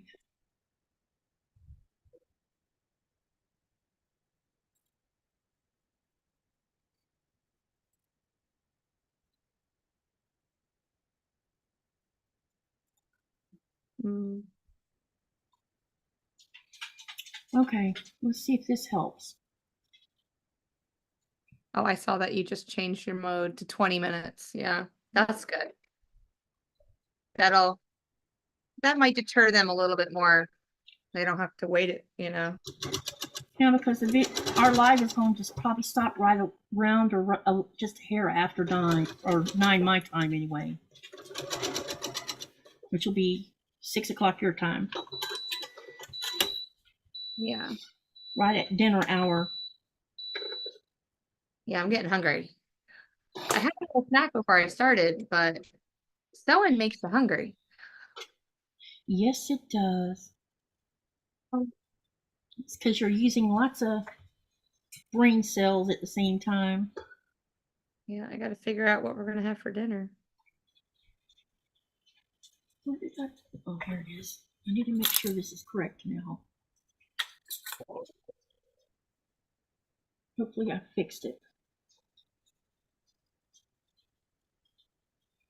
So this, yeah, looks like it.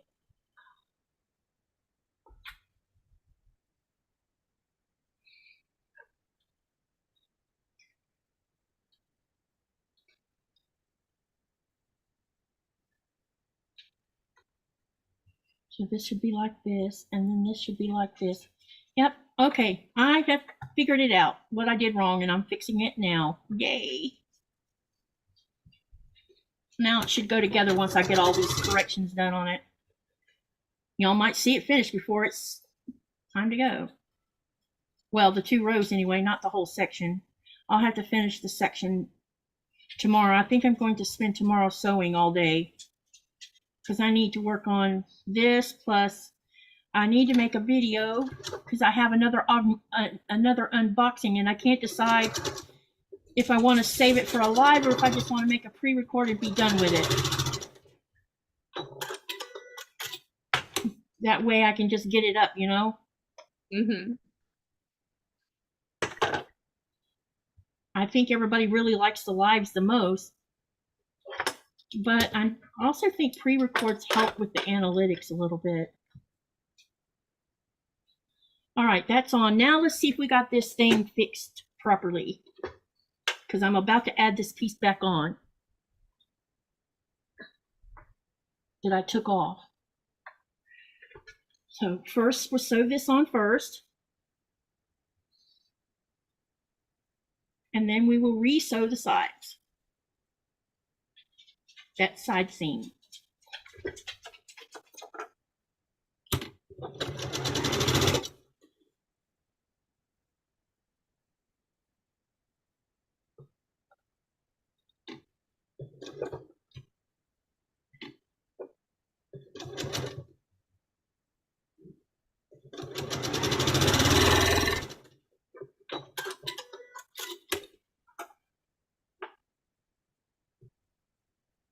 And I think I'm going to have to give Nora a dental stick because she's up moving around.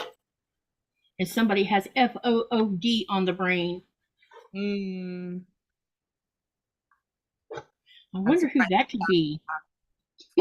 Splash hasn't come to the door and nudge us. He knows where I am. Yep, just like, do you know what time of the night it is?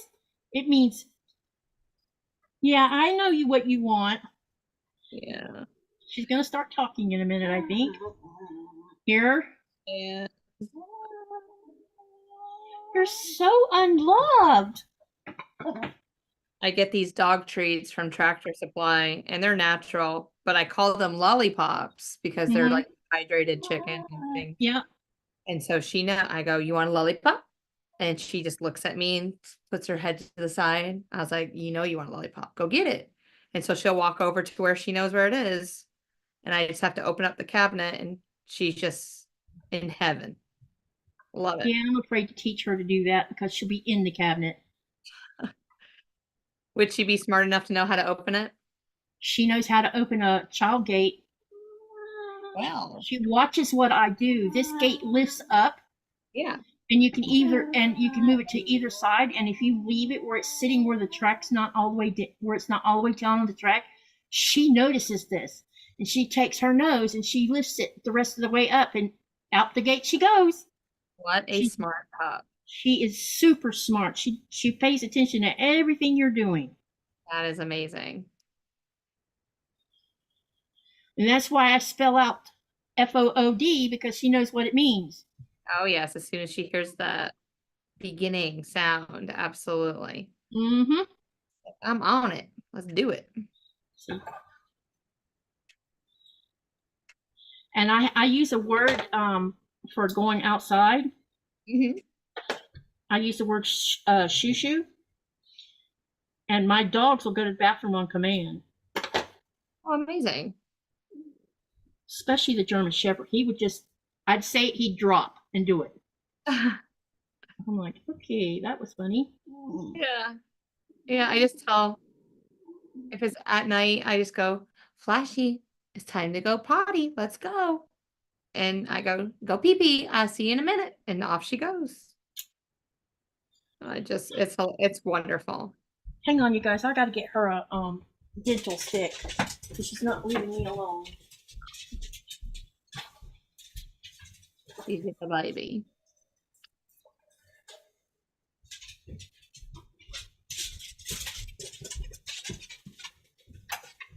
Let's see what's going on. Sit. Wait. Look. Look at me. Look. Good girl. Teaching her a new thing. I want her to look at me when I get ready to put food down. Yes. Yes. And she's picked it up pretty fast. I have her sit on her bed. Uh-huh. And I'll put the bowl on the floor because she's very, very food oriented, you guys. So it's very easy for her to lose control and just jump into the bowl. So I've been teaching her self-control. Mm-hmm. And you know, it's good manners. You know, you don't jump out there like that and think you're going to snatch the food before I even give you permission to do it. So now she goes and sits on her bed and wags her tail. And when I say look, she looks at me and then I let her have it. And it's always interesting to watch what dogs pick food for dogs is ranked when it comes, especially raw food, they rank it. Yes, and you always know which food is more high value versus something else. Like she saves the eggs are low value. If it's ground beef or ground pork or salmon, its value is number one. I'm going to eat that first. And then she ranks everything in between. And that's how she eats it. Interesting. My Basset Hound, like we give her soft and some hard and just regular. But we look for certain protein and value within the dog food that we buy. But I always, when I cook duck, and I'll make a gravy and we might not eat everything with it. And so instead of just canning it and freezing it, I'll just put it on her dog food. And she just love duck too. It's pretty funny. Yeah. And reindeer and lamb. Oh my God. She is crazy for lamb. But salmon ranks number one, I think, with dogs. I will try that with ours. The next time we have salmon, I'll just leave a little bit uncooked for her. And you can feed it raw to them. It's not going to hurt them. I would not suggest giving tons of it to them all at once if they're not used to it, though, because they will get diarrhea if you do that. But if you give a small amount, it's fine. Also, one thing I've discovered about salmon, you know, the stomach of the salmon, the lower part of the meat, the stomach meat is higher in fat. And I have discovered that it sometimes causes stomach upsets with the dogs because it's too much. Yeah, too fatty. Yeah. And I've learned that, you know, and the friends that I go out with that has the boat that takes me salmon fishing with them, she usually keeps the fat bellies because she's from Thailand, and so she uses it in her Thai dishes. And but this past year when we brought salmon home, she gave me some of the bellies, and I thought, well, this should be okay for the dogs. I discovered it was just too much for them. It was too fatty. So you have to like small amounts. There is something wrong with this. It's like it got stretched or something.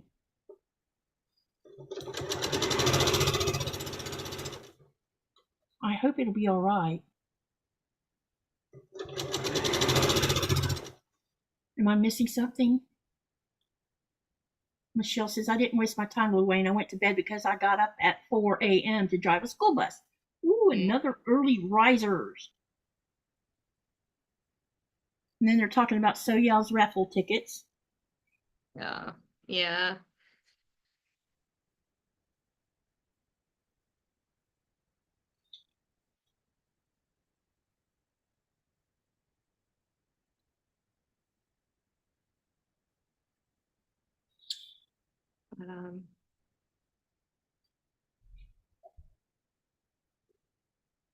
So Terry says that her my Sebastian knows something and dish, and he knows something and his dish, and they'll say go get it.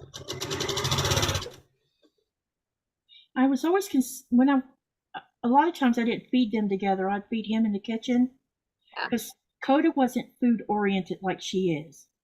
But I also worried that they would get into a fight because he stuck his nose in her food bowl. Yeah. But one day I test run that theory to see if they would actually get in a fight. And she warned him. He went to stick his nose in her bowl, and you could hear her teeth clank together. And she made a little growl, and he walked away. He didn't even bother to push it. So I didn't have to worry about them getting in a fight over things like dog treats or, bones. Because he would walk away. He wouldn't argue with her about it. Mm-hmm. Because he had big teeth in his head. Oh my gosh. Compared to hers, anyway.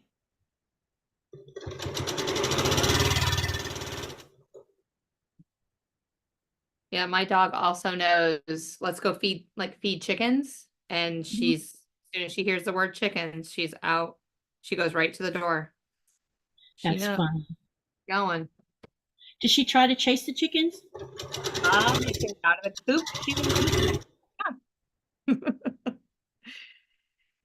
Yeah, she will back them, play with them, and think that they want to play back with her. Absolutely. Mm-hmm. And she's won that war a couple times. Wow. So I just watch them, but now that my roosters are big enough, I'm hoping that they'll defend. If I have some things in place to keep them away from each other. Mm-hmm. But they fly. So if they get out of my gates and my fences are 4 foot high.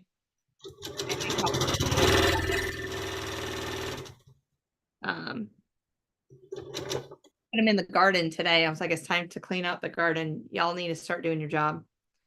Yep. Oh. Go take care of all the bugs and leftover vegetables and stuff. I'm ready to plant my fall crop. I think this one's going to be a problem. Yep, I have a crease back here. But I'll show it to you anyway, and then I'm going to fix this later. Figure out what it is causing this anyway. It could be just how many times you've pulled it out and redone it. Yeah, because you pulled it out twice. And it may have stretched something. Yeah, the feed I'm wondering if I shouldn't replace that whole piece. Mm-hmm. And then just use the strip, cut the strips down and make scrap out of it. For scrap quilt. Yeah. All right, what I'm going to do is I'm going to show you these 2 rows sewn together, but like I said, there's a crease in it, and so that's going to have to be dealt with. Mm-hmm.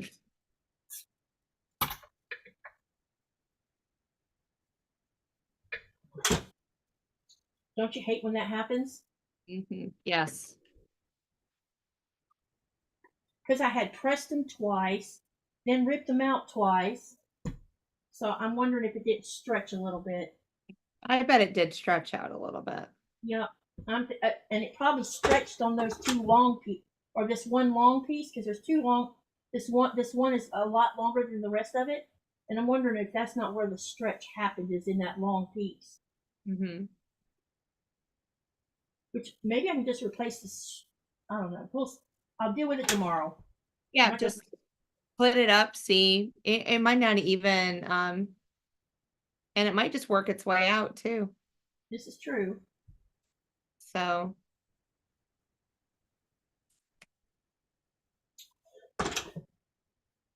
it's one thing I don't like is when I see a crease in something I've sewn, because it means I did something wrong. You know, like I pulled on the fabric too much or something. All right. Now this should be,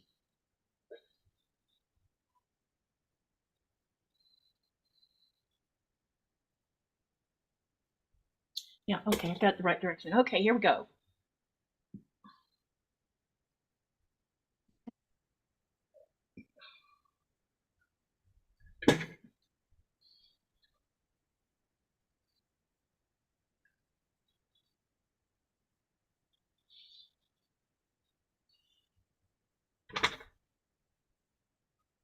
oh wow, that is pretty though. Yep, and here's the crease. From back there. Yep, the crease is right there. I mean, you really have to point it out. I mean, from the camera's point of view. Yes, but... right here where my finger is. Yep. Okay, I see it. Yeah. But you can really see it on the back. Yeah, I don't know what happened right there. It's like it stretched or something. Okay. Well, that would be a beautiful quilt. But yeah, it's going to be gorgeous. Okay, so as you can see, tonight I had a little bit of problems, but it was mostly me. It wasn't the pattern at all. The pattern is very easy to follow. Okay, let's see what time it is. 6 o'clock my time. Okay, yep, it is. Let's look at this poll first. Oh yeah. Okay, so the poll was, what part of the quilting process do you love the most? And I gave you a choice of choosing pattern and color, piecing, foundation paper piecing or EPP, and then binding, and then quilting by machine or by hand. So here is the stats. Man, it's pretty close. Choosing pattern and color was 44%. Piecing, which along with FPP and EPP was 45%. 2% for binding. Oh my goodness. And quilting by hand or by machine was 9%. And this is out of 55 votes. Wow. That is really cool. Yes. That is totally awesome. That's a good question. Absolutely. Yeah. So next I got to come up with a new good question to ask. Okay. So I'm going to have Jess talk about her channel one more time before we call it quits. So go ahead. So my channel's name is So Blessed by Jess, and I just do a little bit of tutorials. I have just formation of blocks and just want to share my love of quilting and my passion of quilting with the world. So that's what you're going to see on my channel. And school's back in session, so it's going to be a little bit more sporadic than it has in the past, but I'm still around. And I'm still enjoying popping in on like lives with Katy and other people's channels. So I'm blessed to be in this community. So thank you. You're welcome. And do you usually have, before school started, did you usually have a certain time of the week that you usually did post videos? So I posted 3 videos a week. So it was pretty much Tuesday, Thursday, and Saturday. Okay. Ish. Something like that. Around that time frame. Okay. Yep, I was going to ask about that. Okay. And thank you for coming and sewing with me. I've enjoyed it again. So everybody, thank you, Andrea, for letting me test your pattern using my lives. I'm enjoying that. Thank you, everyone, for coming to the live tonight. And make sure, and she's agreeing with me, that you live, laugh, love, dream, and make something from it. Good night, everyone. Bye, y'all. She's saying, please go feed me. I'm hungry, Mom. I'm just starving to death. Yep.